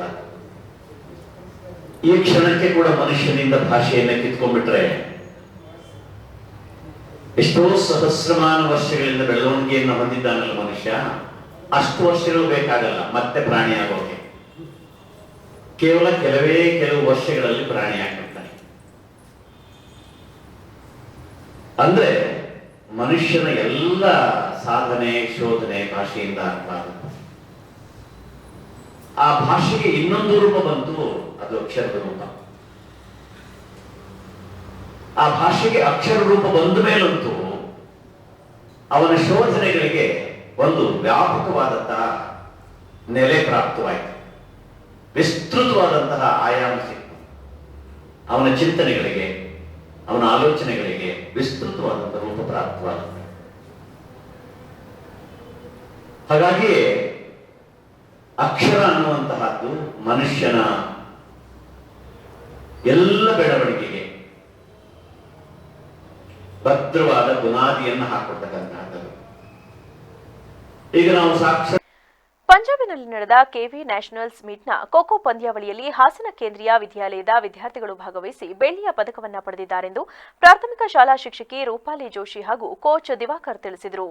ಈ ಸಂದರ್ಭದಲ್ಲಿ ಮಾತನಾಡಿದ ಅವರು, ಖೋಖೋ ಪಂದ್ಯಾವಳಿಯಲ್ಲಿ ಹಾಸನದ ಕೇಂದ್ರೀಯ ವಿದ್ಯಾಲಯದ ವಿದ್ಯಾರ್ಥಿಗಳ ತಂಡ ಭಾಗವಹಿಸಿ ಸತತ ಕೊನೆಯ ಪಂದ್ಯಾವಳಿಯವರೆಗೆ ಪ್ರಥಮ ಸ್ಥಾನವನ್ನ ಪಡೆದು ನಂತರ ಕೊನೆಯ ಪಂದ್ಯಾವಳಿಯಲ್ಲಿ ಬೆಳ್ಳಿಯನ್ನ ಪಡೆದಿದ್ದು ಈ ತಂಡದ 3 ಮಕ್ಕಳು ಎಸ್ಜಿಎಫ್ಗೆ ಆಯ್ಕೆಯಾಗಿದ್ದಾರೆ ಎಂದು ಸಂತಸ ವ್ಯಕ್ತಪಡಿಸಿದರು. और हमारे बच्चे जो है वो सिल्वर मेडल लेकर आए हैं खो खो में, इसकी हम सभी को बहुत ज़्यादा खुशी है.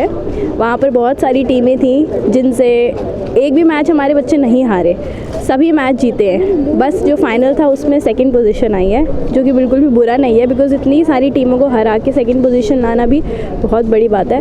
तो और हमारी टीम में से 3 बच्चे सेलेक्ट भी हुए हैं SGFI के लिए, तो वो भी बहुत बड़ी बात है. जो टीम जीती है उससे भी ज़्यादा बच्चे सेलेक्ट हुए हैं हमारी टीम से. दैट मीन्स हमारी टीम में ज़्यादा अच्छे प्लेयर्स हैं एंड आई एम श्योर कि ये सभी बच्चे आगे जाके और अच्छा करेंगे जब ये नेक्स्ट लेवल में खेलेंगे. कमी तो कोच सर बेटर बता पाएंगे क्योंकि मुझे टेक्निकली इतना नहीं पता है. बच्चों ने तो अपना पूरा 100% दिया, बट गेम में तो ये चलता ही रहता है, कोई फर्स्ट सेकंड थर्ड, क्योंकि फर्स्ट तो एक ही आएगा, सभी फर्स्ट नहीं आ सकते हैं. तो अगला क्लास क्या प्लान है? नेक्स्ट प्लान यही है कि SGFI में जो बच्चों का सिलेक्शन हुआ है. ಪಂಜಾಬಲ್ಲಿ ಚಂಡೀಗಢಲ್ಲಿ KV ನ್ಯಾಷನಲ್ಸ್ ಮೀಟ್ ನಿಂತು ನಮ್ಮ ಶಾಲೆ 2ನೇ ಸ್ಥಾನ ಪಡೆದಿದೆ. ಅದರಲ್ಲಿ 3 ಜನ SGFIಗೆ ಸೆಲೆಕ್ಷನ್ ಆಗಿದ್ದಾರೆ, ಆಕಾಂಕ್ಷ, ದೀಕ್ಷಾ, ಮನಸ್ವಿ. ಅಲ್ಲಿ ಹೇಗಿತ್ತು, ಹೆಂಗೆ ಸ್ಪೋರ್ಟ್ಸ್ ಅಲ್ಲಿ ಸರ್ ಅಲ್ಲಿ 3 ರಿಂದ 7 5 ಡೇಸ್ ನಡೀತು ಸರ್. ತುಂಬ ಚೆನ್ನಾಗಿತ್ತು ಆರ್ಗನೈಸಿಂಗ್ ಎಲ್ಲ. ಲವ್ಲಿ ಯೂನಿವರ್ಸಿಟಿ ಅಂತ ಪಂಜಾಬ್ ಸರ್. ಹಾಂ ಸರ್. ನೆಕ್ಸ್ಟ್ ಯಾವಾಗ ಸರ್ ನೆಕ್ಸ್ಟ್ ಡೇಟ್ ಬರಬೇಕು ಸರ್. ಡೇಟ್ ಇನ್ನೂ ಇದು ಮಾಡಿಲ್ಲ, ಡೇಟ್ ಬಿಡ್ತಾರೆ, ಹಾಗೆ ನೋಡ್ಬೇಕು ಸರ್. ಎಷ್ಟು ಮಕ್ಕಳು ಟೋಟಲ್ ಸರ್? ಟೋಟಲ್ಲು ಅಲ್ಲಿ 23 ಟೀಮ್ ಬಂದಿದ್ದು ಸರ್.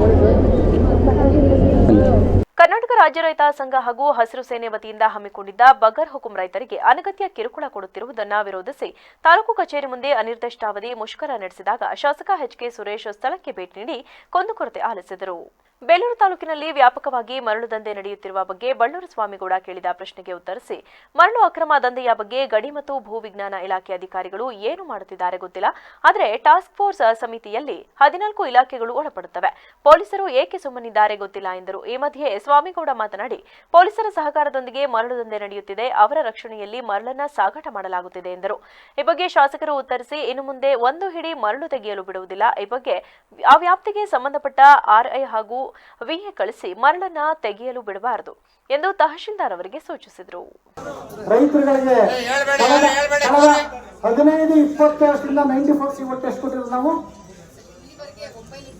900. ಇನ್ನು ಕೇವಲ 300 ಇರ್ತಕ್ಕಂಥದ್ದು ಅವ್ರು ಕರೆದ್ರು ಬರ್ತಾ ಇಲ್ಲ ಅರ್ಜಿ ಕೊಡಿ ಅಂತ ಬಿಟ್ರೆ 94C ಸಂಪೂರ್ಣವಾಗಿ ನಾವು ಅವರವರ ಪಂಚಾಯತಿಗೆ ಹೋಗಿ ವಿಲೇವಾರಿಯನ್ನು ಮಾಡಿದ್ದೀವಿ. 50 ವರ್ಷದಿಂದ ಮನೆ ಕಟ್ಕೊಂಡಿದ್ದಾರೆ ಅವರು HRP ORP ಎತ್ಕೊಂಡು ಕಾನೂನು ಚೌಕಟ್ಟು ಒಳಗಡೆ ಬರಲ್ಲ. ಅದನ್ನು ಕಾನೂನು ಚೌಕಟ್ಟು ಹಾಕಿ ಬರಲಿ. ಸರ್ಕಾರ ಮಟ್ಟಕ್ಕೆ ಹೋಗ್ತಾ ಇಲ್ಲ. 2 ವರ್ಷದ ಪೈರು DC ಆಫೀಸ್ಗೆ ಗ್ರಾಮ ಪಂಚಾಯತ್ ನೀವು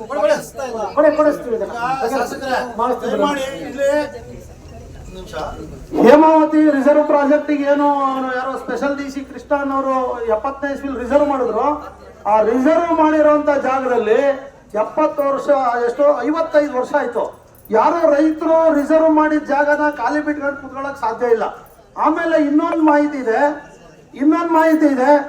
ಈ ರಿಸರ್ವೇಶನ್ ಮಾಡಿರ್ತಕ್ಕಂಥದ್ದೇನಿದೆ ಮೂಲ ಸರ್ಕ್ಯುಲರ್. ತಾಲೂಕು ಕಚೇರಿಯ ಸರ್ವೆ ಇಲಾಖೆಯಲ್ಲಿ ರೈತರಿಗೆ ಆಗುತ್ತಿರುವ ತೊಂದರೆಗಳ ಬಗ್ಗೆ ಮಾತನಾಡಿ, ತಾವು ಯಾವುದೇ ಕಾರಣಕ್ಕೂ ಭ್ರಷ್ಟಾಚಾರದ ಆಡಳಿತ ನಡೆಸಲು ಆಸ್ಪದ ಕೊಡುವುದಿಲ್ಲ.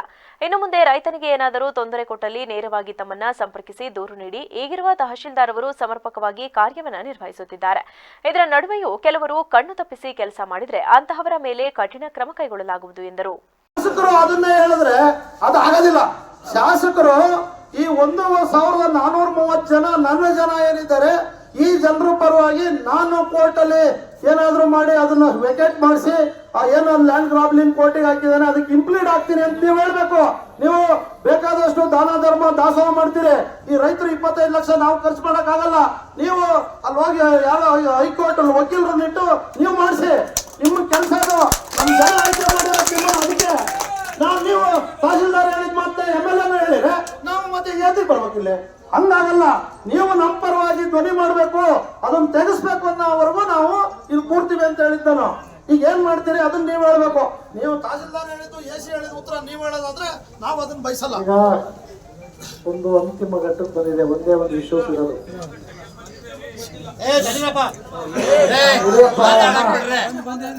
1430 ಫೈಲ್ಗಳದು.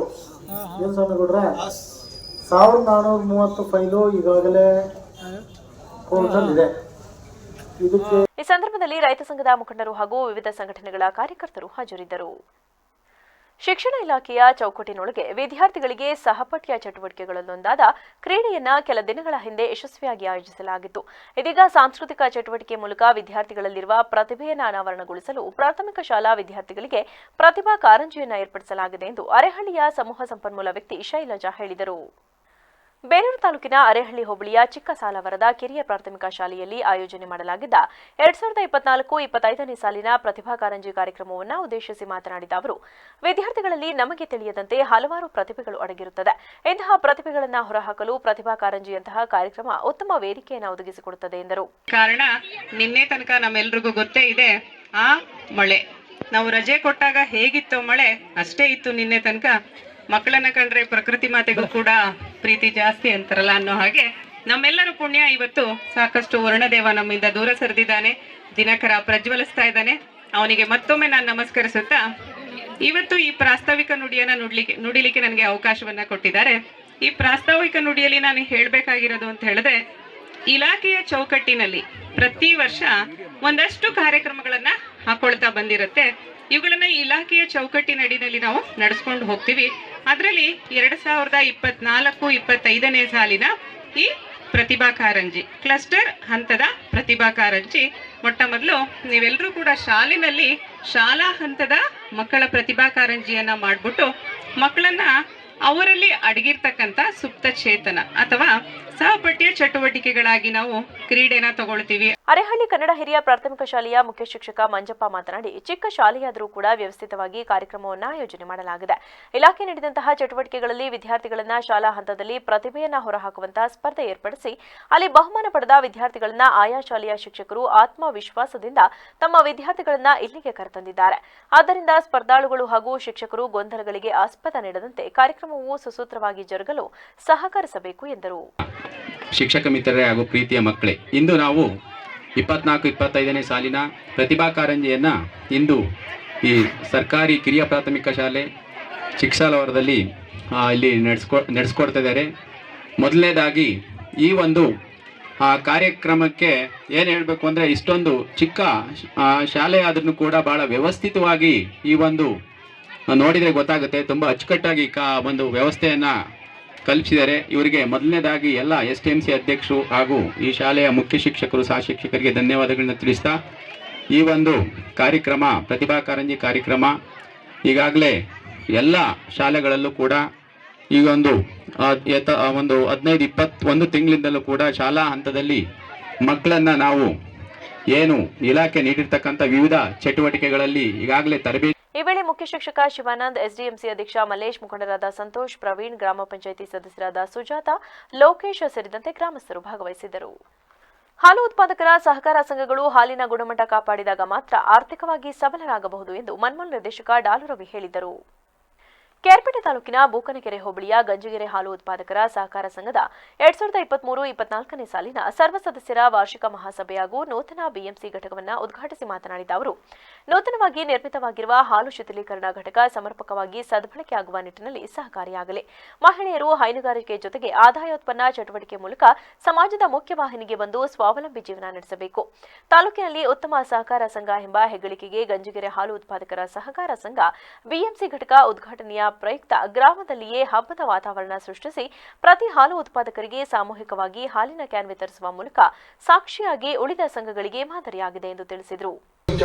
ವ್ಯವಸ್ಥೆಗಳನ್ನೆಲ್ಲ ಪ್ಲಾನ್ ಮಾಡಿಕೊಂಡು ರೆಡಿ ಮಾಡಿಕೊಂಡು ಇವತ್ತು ಇಡೀ ಗ್ರಾಮಕ್ಕೆ ಊಟ ಹಾಕಿ ಗ್ರಾಮದಲ್ಲಿ ಎಲ್ಲ ಯಾಕೆಂದ್ರೆ ಏನೇ ಮಾಡಿದ್ರು ಒಂದು ಆಪಾದನೆ ಆಡಳಿತ ಮಂಡಳಿ ಜೊತೆಲಿರ್ತದೆ. ಅದಕ್ಕೆ ಬೇಜಾರು ಮಾಡ್ಕೋಬಾರ್ದು. ಯಾಕೆಂದ್ರೆ ಒಳ್ಳೆ ಕೆಲಸ ಮಾಡಕ್ ಹೋದಾಗ ಯಾರು ಒಬ್ರು ವಿರುದ್ಧವಾಗಿ ಮಾತಾಡ್ತಾರೆ, ಅದ್ರ ಬಗ್ಗೆ ಚಿಂತೆ ಬೇಡ. ನಿಮ್ಮವ್ರು ಕೆಲಸ ಮಾಡಿದ್ದೀರಿ, ಆ ಆತ್ಮತೃಪ್ತಿ ನಿಮ್ಮಲ್ಲಿ ಇರ್ತದೆ. ಯಾವುದೋ ಒಂದು ಹೆಸರಾಕೋದ್ರಲ್ಲೋ ಇನ್ನೊಂದ್ರಲ್ಲೋ ವಿರೋಧ ಮಾಡಿರ್ತಾರೆ, ಅದು ಚಿಂತೆ ಬೇಡ. ಬೇಕಾಗಿರೋ ಜನ ಊರ ಅಭಿವೃದ್ಧಿ ವಿಚಾರ. ನಾನು ಮಂಜುಗೆ ನನಗೂ ಬಾಂಧವ್ಯ ಬೆಳೆಯಕ್ಕೆ ಶುರುವಾಗಿದೆ 5 ವರ್ಷದಿಂದ. ಮೊದಲಿಂದು ಮಂಜು ಕಾಂಗ್ರೆಸ್, ನಾನು ಕಾಂಗ್ರೆಸ್ ಆದ್ರು. ಭಗವಂತ ನನಗೂ ಮಂಜು ಡೈರಿ ಅಧ್ಯಕ್ಷ ಆದ್ರೆ ನಾನು ತುಂಬಾ ಕ್ಲೋಸ್ ಆಗಿದ್ದು. ಯಾಕೆ ಅಂದ್ರೆ ಒಂದು ಟೈಮ್ ಏನಾದ್ರು ಫೇಲ್ ಆದ್ರೆ ನಾನು ಫೋನ್ ಮಾಡೋರು, ನಮ್ಮಲ್ಲಿ ಇಷ್ಟಿತ್ತು ಅಣ್ಣ ಅಲ್ಲಿ ಏನು ನೋಡಿ, ಅದರಿಂದ ಮತ್ತೆ ವಾಪಸ್ ರಿಪ್ಲೈ ಕೊಡಿ. ಈ ಸಂದರ್ಭದಲ್ಲಿ ಮಂಡ್ಯ ಜಿಲ್ಲಾ ಹಾಲು ಒಕ್ಕೂಟದ ಕೆಆರ್ಪೇಟೆ ಉಪವ್ಯವಸ್ಥಾಪಕ ಆರ್ ಪ್ರಸಾದ್, ಸಂಘದ ಅಧ್ಯಕ್ಷ ಬಿಜಿ ಮಂಜುನಾಥ್, ಉಪಾಧ್ಯಕ್ಷ ಪುಟ್ಟಮ್ಮ, ನಿರ್ದೇಶಕರಾದ ಮಹೇಶ್, ಮಂಜು, ನಂಜುಂಡಪ್ಪ, ವಿಜಯೇಂದ್ರ, ಶೇಖರ್, ರೂಪಾ, ದೊಡ್ಡಸ್ವಾಮಿ ಸೇರಿದಂತೆ ಗ್ರಾಮಸ್ಥರಿದ್ದರು. ವರದಿ ಮನು ಮಾಕವಳ್ಳಿ, ಬಿಬಿಸಿ ನ್ಯೂಸ್, ಕೆಆರ್ಪೇಟೆ. ಮೈಸೂರಿನ ಚಾಮರಾಜ ವಿಧಾನಸಭಾ ಕ್ಷೇತ್ರದ ಕಾಂಗ್ರೆಸ್ ಶಾಸಕ ಕೆ ಹರೀಶ್ ಗೌಡ ಜನರ ಮನೆ ಬಾಗಿಲಿಗೆ ಶಾಸಕರು ಎಂಬ ವಿನೂತನ ಪಾದಯಾತ್ರೆಗೆ ಚಾಲನೆ ನೀಡಿದರು. ಈ ಸಂದರ್ಭದಲ್ಲಿ ಚಾಮರಾಜ ವಿಧಾನಸಭಾ ಕ್ಷೇತ್ರದ ಶಾಸಕ ಕೆ ಹರೀಶ್ ಗೌಡ ಮಾತನಾಡಿ, ಈ ದಿನ ಮೈಸೂರಿನ ಹೆಬ್ಬಾಳು ಹಾಗೂ ಲೋಕನಾಯಕ ನಗರ ಒಳಗೊಂಡಂತೆ ಎಲ್ಲ ಕಾಲೋನಿಗಳಲ್ಲಿ ಜನರ ಕುಂದುಕೊರತೆ, ವಿದ್ಯುತ್ ಸಮಸ್ಯೆ, ಕುಡಿಯುವ ನೀರಿನ ಸಮಸ್ಯೆ ಹಾಗೂ ಒಳಚರಂಡಿ ಸಮಸ್ಯೆಗಳನ್ನು ಅಧಿಕಾರಿಗಳಿಗೆ ಕೂಡಲೇ ಸರಿಪಡಿಸುವಂತೆ ತಿಳಿಸಲಾಗಿದ್ದು, ಇನ್ನು ಸ್ವಚ್ಛತೆ ಬಗ್ಗೆ ಸಾರ್ವಜನಿಕರಿಗೆ ಅರಿವು ಮೂಡಿಸಲಾಗಿದೆ ಎಂದು ತಿಳಿಸಿದರು.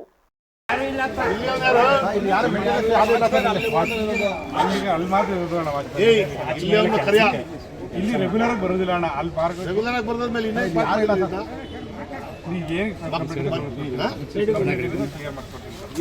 ಮಾಡ್ಕೊಡ್ತೀಯ ನೀನು. 5 ಜನ ಇದ್ದಾರೆ. ನಿನ್ ಕೆಲಸ ಏನು ಎಲ್ಲಿ ಮಾಡ್ತಿದ್ಯಾ ನೀನು? ನೀನ್ ಇಲ್ಲಿ ಮೋಸ ಮಾಡ್ತೀಯಾ? ಬಡಿ ಕ್ಲೀನ್ ಮಾಡಿ ನೀನೆ ಮಾಡ್ಯಾ ಅಣ್ಣ. ಇಲ್ಲಿ ನಾನು ಬಂದು ಅಕ್ಕಪಕ್ಕ ಜನಗಳು ಹೇಳ್ತೀವಣ್ಣ, ಮನೆ ಹತ್ರ ಬರ್ತಾರೆ, ದಯವಿಟ್ಟು ಕಸ ಬಿಡೋದು ತಂತಂದು ಎಸ್ಬಿಡ್ತಾರೆ. ಕ್ರಿಯೇಟ್ ಮಾಡು. ಸಾರ್ವಜನಿಕರು 10 ಸಲ 11 ಸಲ ಕೇಳ್ತಾರೆ, ನೀನು ಹೇಳ್ಬೇಕು ಅದನ್ನ.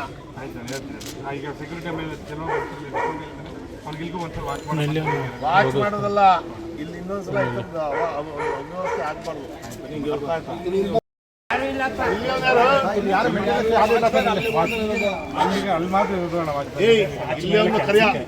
ಇಲ್ಲಿ ರೆಗ್ಯುಲರ್ ಬರೋದಿಲ್ಲ ಅಣ್ಣ, ಅಲ್ಲಿ ಪಾರ್ಕ್ ರೆಗ್ಯುಲರ್ ಬರೋದ್ಮೇಲೆ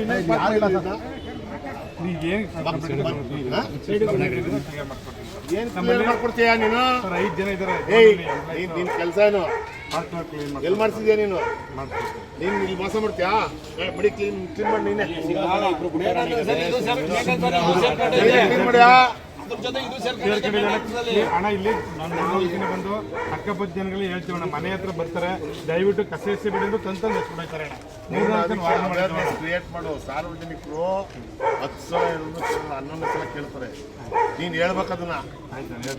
ಈಗ ಸೆಕ್ಯೂರಿಟಿ ಮೇಲೆ ಅವ್ರಿಗಿಲ್ಗೂ ಒಂದ್ಸಲ ವಾಚ್ ಮಾಡೋದಲ್ಲ, ಇಲ್ಲಿ ಇನ್ನೊಂದ್ಸಲ ಅವ್ಯವಸ್ಥೆ ಆಗ್ಬಾರ್ದು. ಪಾದಯಾತ್ರೆ ಕಾಂಗ್ರೆಸ್ ಪಕ್ಷದ ಮುಖಂಡರುಗಳು, ಮೈಸೂರು ಮಹಾನಗರ ಪಾಲಿಕೆ ಹಾಲಿ ಮಾಜಿ ಸದಸ್ಯರುಗಳು ಹಾಗೂ ಮುಖಂಡರು ಸೇರಿದಂತೆ ಇತರರಿದ್ದರು. ವರದಿ TS Shashikanth, BBC news, Mysuru. ಮೈಸೂರಿನಲ್ಲಿ ಕರ್ನಾಟಕ ರಾಜ್ಯ ಸರ್ಕಾರ ನೌಕರರ ಸಂಘ ಮೈಸೂರು ಜಿಲ್ಲಾ ಶಾಖೆ ವತಿಯಿಂದ ನವೀಕೃತ ಕಟ್ಟಡ ಉದ್ಘಾಟನಾ ಕಾರ್ಯಕ್ರಮ ನಡೆಯಿತು. ಈ ಸಂದರ್ಭದಲ್ಲಿ ಮೈಸೂರು ಜಿಲ್ಲಾ ಉಸ್ತುವಾರಿ ಸಚಿವ ಡಾಕ್ಟರ್ ಎಚ್.ಸಿ. ಮಹದೇವಪ್ಪ ಮಾತನಾಡಿ, ಮೈಸೂರಿನ ಕರ್ನಾಟಕ ರಾಜ್ಯ ಸರ್ಕಾರಿ ನೌಕರರ ನವೀಕೃತ ಕಟ್ಟಡಕ್ಕೆ ನಮ್ಮ ಲೋಕೋಪಯೋಗಿ ಇಲಾಖೆಯಿಂದ 1 ಕೋಟಿ ರೂಪಾಯಿಗಳನ್ನು ನೀಡಿದ್ದೇವೆ. ಇನ್ನು ಇದೇ ರೀತಿ ಮುಂದಿನ ದಿನದಲ್ಲಿ ಕರ್ನಾಟಕ ರಾಜ್ಯ ಸರ್ಕಾರಿ ನೌಕರರ ಸಂಘದ ರಾಜ್ಯಾಧ್ಯಕ್ಷರಾದ ಷಡಾಕ್ಷರಿರವರ ಮನವಿ ಮೇರೆಗೆ ಮೈಸೂರು ಜಿಲ್ಲೆಯಲ್ಲಿ ಕರ್ನಾಟಕ ರಾಜ್ಯ ಸರ್ಕಾರಿ ನೌಕರರ ಭವನವನ್ನ ಕೂಡ ಮಾನ್ಯ ಮುಖ್ಯಮಂತ್ರಿಗಳಾದ ಸಿದ್ದರಾಮಯ್ಯನವರ ಅಧ್ಯಕ್ಷತೆಯಲ್ಲಿ ಅವರ ಗಮನಕ್ಕೆ ತಂದು ತದನಂತರ ಅನುದಾನವನ್ನು ಬಿಡುಗಡೆ ಮಾಡುತ್ತೇವೆ ಎಂದ ಅವರು, ನಿಮಗೆ ಸಿಕ್ಕಿರುವ ಸರ್ಕಾರಿ ಸೇವೆ ತುಂಬಾ ಅತ್ಯಮೂಲ್ಯವಾದದ್ದು, ಅದನ್ನು ಉತ್ತಮವಾಗಿ ಬಳಸಿಕೊಳ್ಳಿ, ಬೇರೆಯವರಿಗೂ ಮಾದರಿಯಾಗಬೇಕು ಎಂದು ತಿಳಿಸಿದರು.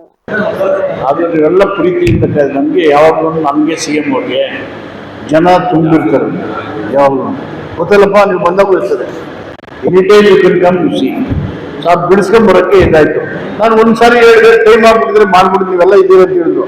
ಶ್ರೀವತ್ಸು ಎಲ್ಲ ನಮ್ಮ ಡಾಕ್ಟರ್ ಎಲ್ಲ ಇದ್ರು, ಮಾಡ್ಬಿಡು ಅಂತ ಹೇಳಪ್ಪ ಅಂತ. ನಮ್ಮ ಶ್ರೀನಿವಾಸ ಆಗಲಿಲ್ಲ ಸರ್, ಕಾಯ್ತಿದ್ರೆ ಅಂತೂ ಅವನು ಅವರೆಲ್ಲ ಜನಗಳ ಮಧ್ಯೆ ಬಿಡಿಸ್ಕೊಂಡು ಕರ್ಕೊಂಡ್ಬಂದು ನಾನು ಇಲ್ಲಿ ಬಂದ ಗೊತ್ತಾಯಿತು ಇಂಪಾರ್ಟೆಂಟ್ ಇತ್ತು. ಯಾಕಂದರೆ we can discuss about development, about functioning, about people problems. Mysuru district ಸಮಸ್ಯೆ ಏನಿದೆ, ಮೈಸೂರು ಸಮಸ್ಯೆ ಏನಿದೆ, ಏನೇನು ಮಾಡ್ಬೋದು, ನಿಮ್ಮ ಸಮಸ್ಯೆ ಏನಿದೆ. So conversation you can understand. So ಅಂಥ ಒಂದು ಕಾರ್ಯಕ್ರಮದಲ್ಲಿ ನಾವೆಲ್ಲ ಸೇರಿದ್ದೀವಿ. ನಾವೆಲ್ಲ ಒಟ್ಟಾಗಿ ನಮ್ಮ ಸಂವಿಧಾನದ ಆಸೆಗಳನ್ನು ಜಾರಿ ಮಾಡೋ ಕಡೆಗೆ ನಮ್ಮ ಕಾರ್ಯಪ್ರವೃತ್ತಿ ಆಗೋಣ ಅಂತ ಹೇಳಿ ಈ ಒಂದು ಸರ್ಕಾರಿ ನೌಕರರ ಎಂಥದ್ದೇನೋ ಒಂದು ಕಮಿಷನ್ ಫೈನಲ್ ಆಗ್ತಾ ಇದೆಯಲ್ಲ, 70-30 ಇದರಲ್ಲಿ ಹೆಲ್ತ್ ಪಾಲಿಸಿ. ಈ ಸಂದರ್ಭದಲ್ಲಿ ಚಾಮರಾಜ ವಿಧಾನಸಭಾ ಕ್ಷೇತ್ರದ ಶಾಸಕ ಕೆ ಹರೀಶ್ ಗೌಡ, ಕೃಷ್ಣರಾಜ ವಿಧಾನಸಭಾ ಕ್ಷೇತ್ರದ ಶಾಸಕ ಟಿಎಸ್ ಶ್ರೀವತ್ಸ, ವಿಧಾನ ಪರಿಷತ್ ಸದಸ್ಯರಾದ ಡಾಕ್ಟರ್ ಡಿ ತಿಮ್ಮಯ್ಯ, ವಿಧಾನ ಪರಿಷತ್ ಸದಸ್ಯರಾದ ಸಿಎನ್ ಮಂಜೇಗೌಡ, ಸರ್ಕಾರಿ ನೌಕರರ ಸಂಘದ ಮೈಸೂರು ಜಿಲ್ಲಾಧ್ಯಕ್ಷರಾದ ಗೋವಿಂದರಾಜು, ಉಮೇಶ್, ರೇವಣ್ಣ ಸೇರಿದಂತೆ ಇತರರಿದ್ದರು. ವರದಿ TS Shashikanth, VVC news, Mysuru. ನೂತನ ಸಂಸದ ಸುನಿಲ್ ಬೋಸ್ ರವರಿಗೆ ಸನ್ಮಾನ ಹಾಗೂ ಕರ್ನಾಟಕ ರಾಜ್ಯ ಉಗ್ರಾಣ ನಿಗಮದ ಅಧ್ಯಕ್ಷ ಎಸ್ ಜಯಣ್ಣರವರ ಹುಟ್ಟುಹಬ್ಬದ ಆಚರಣೆಯನ್ನ ಎಸ್ ಜಯಣ್ಣ ಅಭಿಮಾನಿ ಬಳಗದ ವತಿಯಿಂದ ಅದ್ದೂರಿಯಾಗಿ ಕೊಳ್ಳೇಗಾಲ ಪಟ್ಟಣದ ಶ್ರೀ ಬ್ರಹ್ಮರಾಂಬ ಕಲ್ಯಾಣ ಮಂಟಪದಲ್ಲಿ ಕಾಂಗ್ರೆಸ್ ಪಕ್ಷದ ಮುಖಂಡರುಗಳು, ಪಕ್ಷದ ಕಾರ್ಯಕರ್ತರುಗಳು ಹಾಗೂ ಎಸ್ ಜಯಣ್ಣರವರ ಅಭಿಮಾನಿ ಬಳಗದ ಸಮ್ಮುಖದಲ್ಲಿ ಆಚರಿಸಲಾಯಿತು. ಈ ಸಂದರ್ಭದಲ್ಲಿ ಕರ್ನಾಟಕ ಉಗ್ರಾಣ ನಿಗಮದ ಅಧ್ಯಕ್ಷ ಎಸ್ ಜಯಣ್ಣ ಮಾತನಾಡಿ, ನಾನು ಎಂದಿಗೂ ಹುಟ್ಟುಹಬ್ಬವನ್ನು ಆಚರಿಸಲು ಬಯಸುವುದಿಲ್ಲ. ಆದರೆ ದಿವಂಗತ ಮಾಜಿ ಸಂಸದ ಧ್ರುವ ನಾರಾಯಣರವರು ನಾನು ಶಾಸಕನಾಗಿದ್ದಾಗ ನನ್ನ ಹುಟ್ಟುಹಬ್ಬ ಆಚರಿಸಲು ಪ್ರಾರಂಭ ಮಾಡಿದರು. ಅಂದಿನಿಂದ ಪ್ರತಿ ವರ್ಷ ನನ್ನ ಹುಟ್ಟುಹಬ್ಬವನ್ನು ಆಚರಿಸಲು ಪ್ರಾರಂಭಿಸಲಾಗಿದೆ. ಇಂದು ಹುಟ್ಟುಹಬ್ಬದ ಪ್ರಯುಕ್ತ ಶುಭಾಶಯ ಕೋರಿದ ನನ್ನ ಎಲ್ಲ ಹಿತೈಷಿಗಳಿಗೆ ನಾನು ಹೃದಯಪೂರ್ವಕವಾಗಿ ಕೃತಜ್ಞತೆ ಸಲ್ಲಿಸುತ್ತೇನೆ ಎಂದು ತಿಳಿಸಿದರು.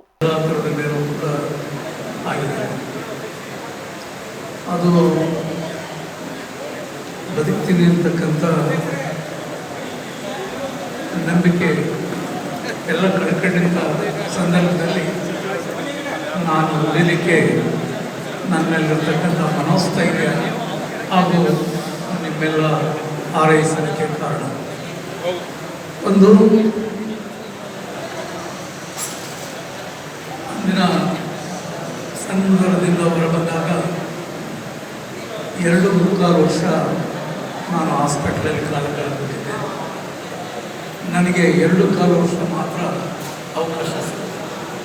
ಮೊದಲಿಗೆ 11 ತಿಂಗಳು, ಅನಂತರ 1 ವರ್ಷದ ಮೇಲೆ 4 ತಿಂಗಳು ಯೋಜನೆಯಿಂದ ನಾನು ಮಾಡಿದ್ದೀನಿ. ಇಲ್ಲಿ ನಿಮ್ಮೆಲ್ಲರೂ ನನಗೆ ಅತ್ಯಂತ ಅವಶ್ಯಕ ಇತ್ತು. ಸಂಸದ ಸುನಿಲ್ ಬೋಸ್ ಮಾತನಾಡಿ, ಚುನಾವಣೆಯಲ್ಲಿ ಸೋಲು ಗೆಲುವು ಅನಿವಾರ್ಯ, ಆದರೆ ಜನರ ಮನಸ್ಸಿನಲ್ಲಿ ಹಚ್ಚಾಗಿ ಉಳಿಯುವ ನಿಜವಾದ ರಾಜಕಾರಣಿ ಈ ಸಾಲಿನಲ್ಲಿ ಎಸ್ ಜಯಣ್ಣರವರು ಪ್ರಮುಖರು ಎಂದು ತಿಳಿಸಿದರು. ಮಂತ್ರಿಗಳಾಗ್ಬೋದು, ಅದು ಆ ವಾತಾವರಣಕ್ಕೆ ತಕ್ಕಂತೆ ಜನಗಳು ಆಯ್ಕೆನೂ ಆಗ್ಬೋದು, ಆದರೆ ಜನಗಳ ಮನಸ್ಸಲ್ಲಿ ಸದಾ ಉಳಿಯೋದು ಭಾಳ ಕಷ್ಟ. ಜನಗಳ ಹತ್ರ ಯಾರು ಈ ಪ್ರೀತಿ ವಿಶ್ವಾಸವನ್ನು ಬೆಳೆಸ್ಕೊಂಡು ಉಳಿಸಿದ್ರೆ ಅವ್ರು ನಿಜವಾದ ಜನನಾಯಕ. ಅವರಿಗೆ ಅಧಿಕಾರ ಅಂತಲ್ಲ, ಜನಗಳ ಮನಸ್ಸಲ್ಲಿ ನಾವು ಯಾವತ್ತೂ ಕೂಡ ಶಾಶ್ವತವಾಗಿ ಸ್ಥಾನ ಪಡೆಯುವಂಥ ಕೆಲಸವನ್ನು ನಾವು ಮಾಡಬೇಕಾಗತ್ತೆ. ಯಾಕೆಂದರೆ ಅಧಿಕಾರ ಬರುತ್ತೆ ಹೋಗುತ್ತೆ, ಚುನಾವಣೆ ಅಂದಮೇಲೆ ಗೆಲುವು ಸೋಲು ಸಹಜ. ಆದರೆ ಜನಗಳ ಮನಸ್ಸಲ್ಲಿ ಅವ್ರು ಗೆಲ್ಲರೂ ಕೂಡ ಯಾವ ರೀತಿ ನೋಡ್ತಿದ್ರು, ಸೋತಾಗಳು ಕೂಡ ಅದೇ ರೀತಿ ನೋಡಿದಾಗ ಅವ್ರು ನಿಜವಾದ ಜನನಾಯಕ ಆಗುವಂಥದ್ದು. ಆ ಕೆಲಸವನ್ನು ನಾನು ತಮ್ಮೆಲ್ಲ ನೋಡಿದ್ರೆ ಆಗಲೇ ಶುರುವಾಗಿದ್ದಂಥ ಕಾರ್ಯಕ್ರಮ ಇನ್ನೂ ಸುಮಾರು ಜನ ಇದ್ರು ಅಂತ ಅಂದ್ಕೊಂಡಿದ್ದೀನಿ. ಇದೆಲ್ಲ ನೋಡಿ ನಮ್ಮ ಜಯಣ್ಣ ಸರ್ ಕೂಡ ಆ ಸಾಲಲ್ಲಿ ನಿಲ್ಲುವಂಥ ಒಬ್ಬ ನಾಯಕರು. ಅವರು ಕೂಡ ಒಬ್ಬ ಹಿರಿಯರು. ನಮ್ಮ ತಂದೆಯವ್ರ ಜೊತೆ 85ರಿಂದ ಅವರು ರಾಜಕೀಯಕ್ಕೆ ಬಂದಂಥವರು, ನಮ್ಮ ತಂದೆಯವರ ಜೊತೆ ಮಿತ್ರರು ಕೂಡ ಎಲ್ಲ ಒಟ್ಟಾಗಿ ಕೆಲಸ ಮಾಡಿದ್ದಾರೆ. ಏಕೆಂದರೆ ಅವರು ಕೂಡ ಸಾಕಷ್ಟು ಕೊಡುಗೆ ಇದೆ ಕೊಳ್ಳೇಗಾಲ ಕ್ಷೇತ್ರಕ್ಕೆ. ಅವರದೇ ಆದಂಥ ಒಂದು ಅಪಾರವಾದ ಕೊಡುಗೆಗಳನ್ನ ಕೊಟ್ಟಿರೋಂಥದ್ದು.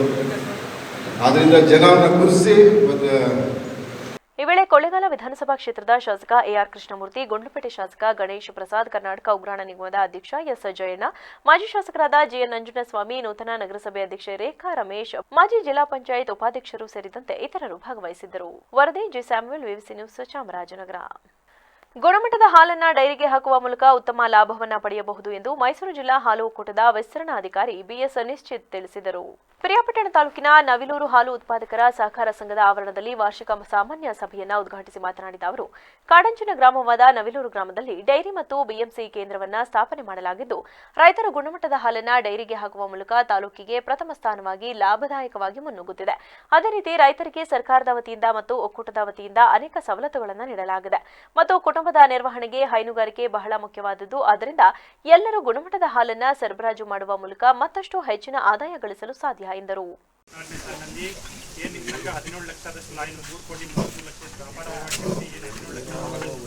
ಬಹುಶಃ ನಮ್ಮ ಈ ನವಿಲೂರು ಅತಿ ಹೆಚ್ಚು ಲಾಭನ ಗಳಿಸಿದೆ. ಸೊ ಈ ಅತಿ ಹೆಚ್ಚು ಲಾಭ ಗಳಿಸಿದಂತಹ ಈ ಗ್ರಾಮದ ನಾವು ಉತ್ಪಾದಕರು ಹಾಗೂ ಅತ್ಯುತ್ತಮ ಸಿಬ್ಬಂದಿಗಳು ತುಂಬ ನಮ್ಮ ಕೂಡದ ಕೆಲಸಗಳು ತುಂಬ ರೆಸ್ಪಾಂಡ್ ಮಾಡಿ ತುಂಬ ಚೆನ್ನಾಗಿ ಕೆಲಸ ಮಾಡ್ತಾರೆ ಹಾಗೂ ಗುಣಮಟ್ಟದ ಹಾಲನ್ನ ಒಳ್ಳೆ ಗುಣಮಟ್ಟದ ಹಾಲನ್ನ ಅಳವಡಿಸ್ಬಿಟ್ಟು ಏನು ನಮ್ಮ ಕೂಡಿನ ಏನೇ ಸಾಫ್ಟ್ವೇರ್ ಬಗ್ಗೆ ಆಗಲಿ ಬೇರೆ ಏನೇ ಬೇಡಿಕೆ ಕೇಳಿದ್ರು ತಕ್ಷಣ ಮಾಹಿತಿಯನ್ನು ಕೊಡ್ತಾರೆ. ತುಂಬ ಕೆಲಸಗಳು ನಿರ್ವಹಿಸ್ತಾರೆ. ಸೊ ಅದೇ ರೀತಿ ಅವರು ಕೂಡ ಇವು ಗ್ರಾಮಸ್ಥರುಗಳು ತುಂಬ ಸಹಕಾರವನ್ನು ಕೊಟ್ಟು ಏನು ನೀವು ಸಂಘ ಇದ್ದೀರಾ ಇನ್ನೂ ಚೆನ್ನಾಗಿ ಜಿಲ್ಲೆ ನಂಬರ್ 1 BMC ಕೇಂದ್ರ ಆಗಲಿ ಅಂತ ಆಗ್ತೀವಿ. ಹಾಗೆ ಏನು ನಮ್ಮ ಒಕ್ಕೂಟದಿಂದ ಬರ್ತಕ್ಕಂಥ ಮ್ಯಾಟ್ ಆಗಿರ್ಬೋದು, ಚಾಪ್ ಕಟರ್ ಆಗಿರ್ಬೋದು, ಮೀಟಿಂಗ್ ಮಿಷನ್ ಆಗಿರ್ಬೋದು, ಮುಂದಿನ ದಿನಗಳಲ್ಲಿ ಏನು ಬರುತ್ತೋ ಅತಿ ಹೆಚ್ಚಿನ ತರೋದಕ್ಕೆ ನಾವು ಪ್ರಯತ್ನ ಪಡ್ತೀವಿ. ಇನ್ನೂ ಹಾಲು ಉತ್ಪತ್ತಿ ಮಾಡಿ ಏನು ಈಗ 3,000 ಇದೆಯಾ 5,000. ಈ ಸಂದರ್ಭದಲ್ಲಿ ಮೈಸೂರು ಜಿಲ್ಲಾ ಹಾಲು ಒಕ್ಕೂಟದ ಸಹಾಯಕ ವ್ಯವಸ್ಥಾಪಕ ಡಾಕ್ಟರ್ ಸತೀಶ್ ಎಂಸಿ, ಜಿಲ್ಲಾ ವಿಸ್ತರಣಾಧಿಕಾರಿ ಸತೀಶ್, ಸಂಘದ ಅಧ್ಯಕ್ಷ ಜವರಯ್ಯ, ಉಪಾಧ್ಯಕ್ಷ ಚಂದ್ರಪ್ಪ, ನಿರ್ದೇಶಕ ಶಿವರಾಜು, ಕುಳ್ಳಯ್ಯ ಸೇರಿದಂತೆ ಮತ್ತಿತರರು ಹಾಜರಿದ್ದರು. ವರದಿ Ashok S, VVC news, Piriyapatna. ಕೊನೆಯಲ್ಲಿ ಮತ್ತೊಮ್ಮೆ ಹೆಡ್ಲೈನ್ಸ್. ಅಣ್ಣ ಬಿಟ್ಬಿಡಿ ಅಂದ್ರೂ ಕೇಳದೆ ಮನೆ ಕೆಲಸದಾಕೆ ಮೇಲೆ ಅತ್ಯಾಚಾರ, ದಮ್ಮಯ್ಯ ಅಂದ್ರೂ ಕೇಳದೆ ವಿಡಿಯೋ ಚಿತ್ರೀಕರಣ, ಪ್ರಜ್ವಲ್ ರೇವಣ್ಣ ವಿರುದ್ಧ 2ನೇ ಚಾರ್ಜ್ ಶೀಟ್ ಸಲ್ಲಿಸಿದ ಎಸ್ಐಟಿ. ರಾಮೇಶ್ವರಂ ಕೆಫೆ ಸ್ಫೋಟ ಪ್ರಕರಣದ ತನಿಖೆಯನ್ನ ಎನ್ಐಎ ಕೈಗೊಂಡಿದೆ. ಚಾರ್ಜ್ ಶೀಟ್ನಲ್ಲಿ ಬಿಜೆಪಿ ಕಚೇರಿ ಸ್ಫೋಟಿಸುವ ಸಂಚಿನ ಅಂಶವನ್ನ ಉಲ್ಲೇಖಿಸಿದ್ದಾರೆ. ಗೃಹ ಸಚಿವ ಡಾಕ್ಟರ್ ಜಿ ಪರಮೇಶ್ವರ್ ಹೇಳಿಕೆ. ಕೌಟುಂಬಿಕ ಕಲಹ ಹಿನ್ನೆಲೆ ಸುಪಾರಿ ಕೊಟ್ಟು ಪತ್ನಿ ಕೊಲ್ಲಿಸಿದ ಪಾಪಿ ಪತಿ, ಮಹಿಳೆ ಲೈವ್ ಮರ್ಡರ್ ದೃಶ್ಯ ಸಿಸಿ ಕ್ಯಾಮೆರಾದಲ್ಲಿ ಸೆರೆ, ಇಬ್ಬರ ಬಂಧನ, ಮತ್ತೊಬ್ಬನಿಗೆ ಹುಡುಕಾಟ. ಕ್ಷಣ ಕ್ಷಣದ ಸುದ್ದಿಗಾಗಿ ನೋಡ್ತಾ ಇರಿ ವಿವಿಸಿ ಟಿವಿ, ಸತ್ಯದ ಕಡೆ ನಮ್ಮ ನಡೆ.